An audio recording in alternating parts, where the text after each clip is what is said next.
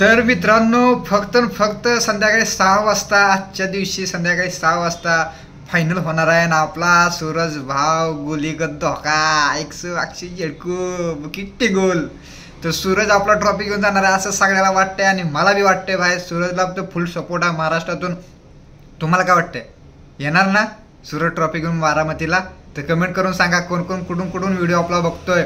आणि सूरज हा थोडेच दिवस थोडेच तास बाकी राहिलेत. आता 6 वाजता तर चालू होणार आहे आणि काही न्यूज अलग अलग येतात. तर नक्की काय आपण सांगू शकत नाही की कोण बाहेर गेलंय कोण नाही कोण कसं जिततंय. कारण संध्याकाळी 6 वाजता चालू होईल.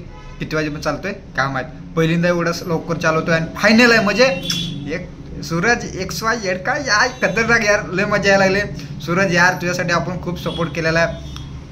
एवढा सपोर्ट आहे ना महाराष्ट्रातून ट्रॉफी घेऊन नक्कीच येणार आणि सगळीकडून झापक झुपूक करतच जायचं गावाला. तर मित्रांनो संध्याकाळी 6 वाजता बघायला विसरू नका big boss Marathi season number 5 final. कोण ट्रॉफी घेऊन जाते कोण नाही लगा टेन्शन तर लय येतंय पण काय करायचं. इच्छा तर आत्ता झाली की आत्ता बघत बसावं पण बिग बॉसच नाही ना आता सध्याला. संध्याकाळी 6 वाजता चालू व्हायचं आहे.